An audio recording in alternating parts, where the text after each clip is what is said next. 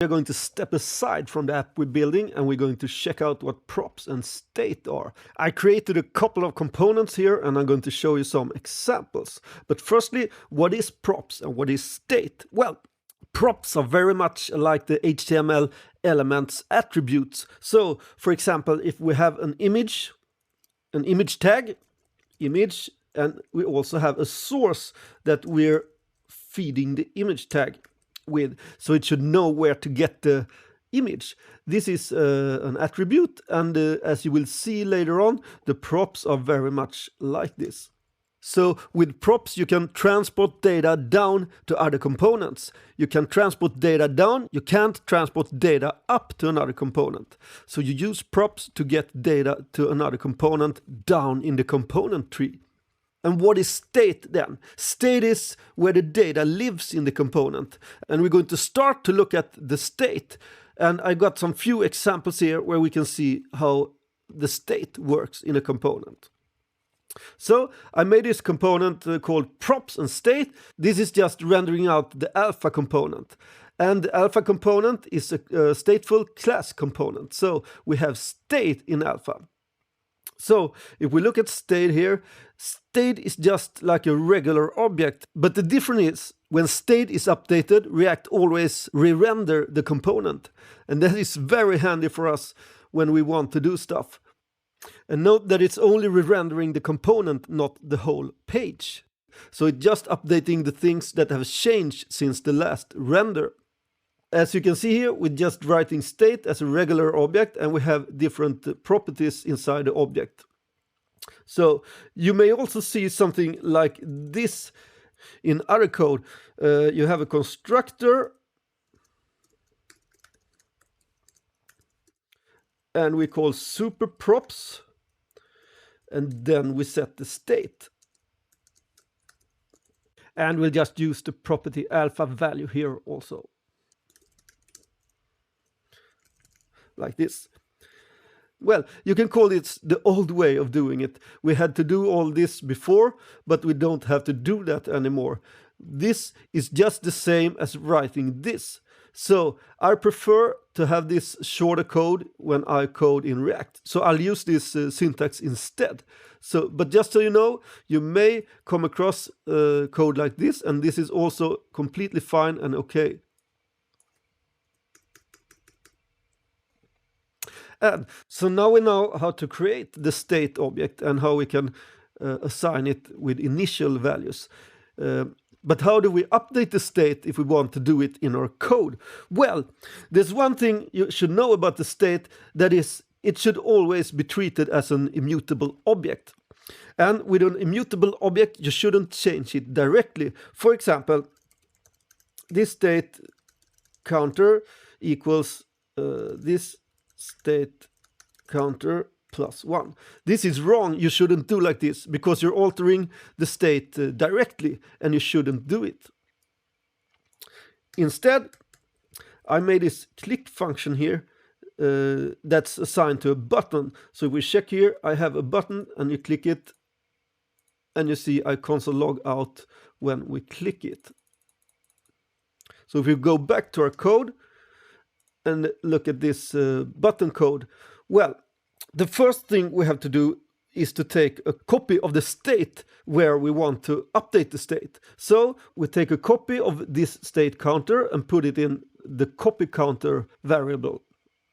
And then we add 1 to the copy counter. So this is a copy of the state and we're not modifying the state directly.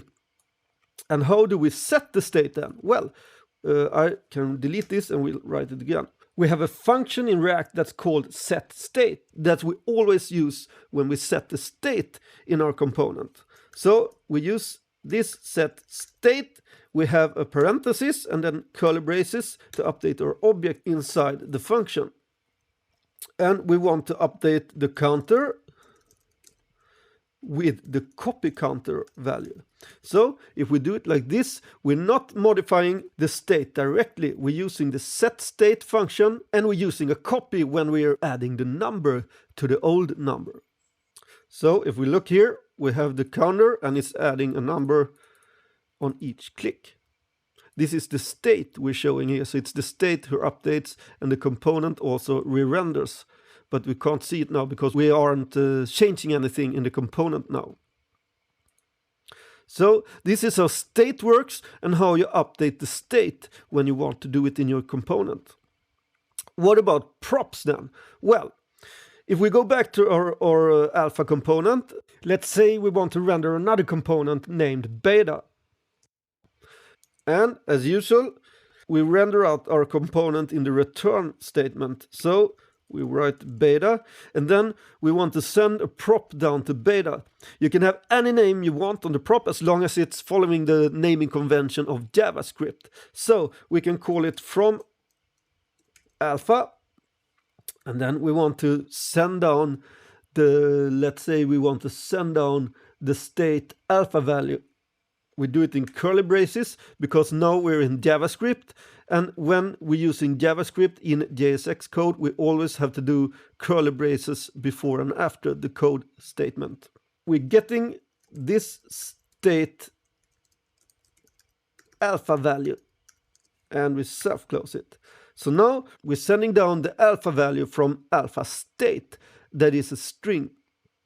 The beta will receive this prop, and we have to use it somehow, and we have to put it somewhere maybe if we want to do that. So you can put it in the state of beta like this. You just write this props from alpha because we named the prop from alpha. And in this case, it's fine to set the value directly in the state, but you can only do it when you initialize the component. So this is fine for now. You don't have to use set state when you do the initializing of the state. So the alpha value will have the prop value we sent down from alpha. And if we want to show this value in our component somehow, we just write, as usual, curly braces when we're into JavaScript, and we grab the value from props, these props from alpha, like this. And if you want to show a value from the state in a component, you do it like this. We're just changing to state, and we want to show the beta value like this. If we go back into Chrome, we can test what we'll be doing here. This is still working, the button, and yes, this is beta showing a prop sent down from alpha. That is, oh yeah, data from alpha. Fine, this is the data we sent down from alpha. And this is beta showing data from state, that is, this is data from beta. So this is from the beta state we're showing here. We can also check our props and state if we go into our React developer tool. So we click down to the components. If we look at alpha first, we have no props there, but we have the state. The state is alpha value with a string, and the counter is 21. If we go further down, we go down to the beta component. We have the props that's from alpha that we sent down as a string, and we also have the state. You can now see that the state is set to the prop we sent down from alpha, and we have the beta value as well in state. So if we go back to alpha and we click the button, you can see that the counter is changing. It's increasing in the state. So the state is updating as we click the button. So this is how props and state work in short. We're going to do much more of props and state when we continue coding our app. So see you in the next video.